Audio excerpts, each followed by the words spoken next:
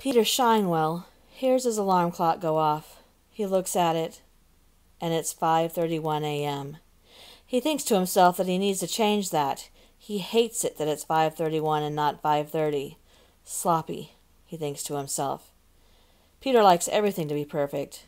He didn't set the alarm clock. His wife had, and she was always telling him to just leave it the way it is. He was beginning to hate her for that. Sloppy. He walked to the closet and took out one of his 3 work uniforms. Blue pants with a dark blue stripe down the side of both legs. They were sharply ironed and seams were perfect. A light blue button-up and collared dress shirt, not even one wrinkle, and his blue tie. He would spend hours ironing his work clothes. His wife could never get the seams to look crisp. He refused to look sloppy. His co-workers would come in with wrinkled shirts, barely tucked in, their tie askew.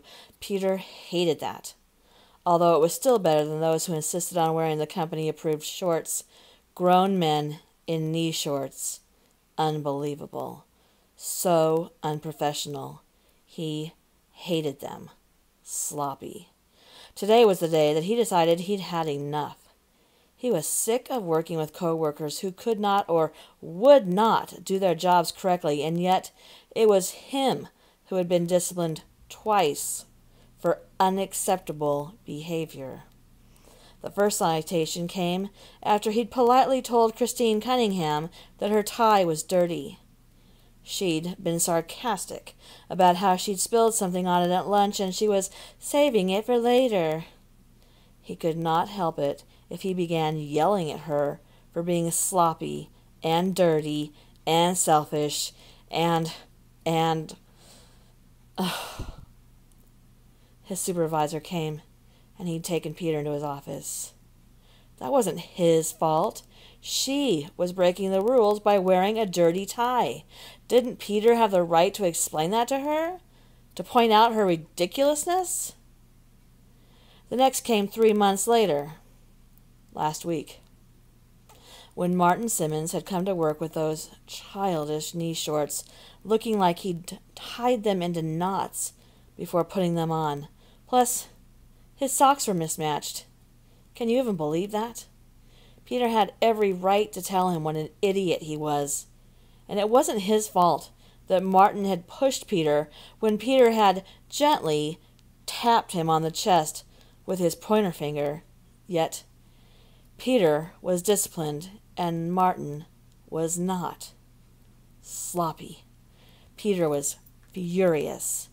He'd been given a week's suspension, and today was his first day back.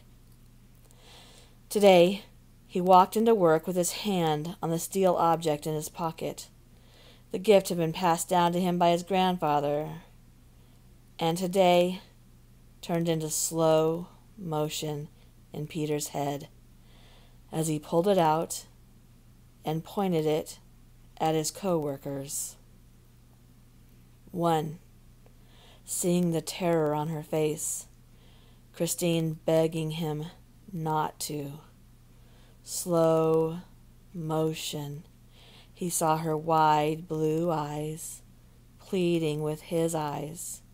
He saw her slowly drop, watched the light drain from those same eyes, watched as Martin was talking to him. Peter could only read his lips. My family, Peter. His eyes watering, his hand placed up as if he could block the incoming object. He slowly fell backwards, slid down the counter.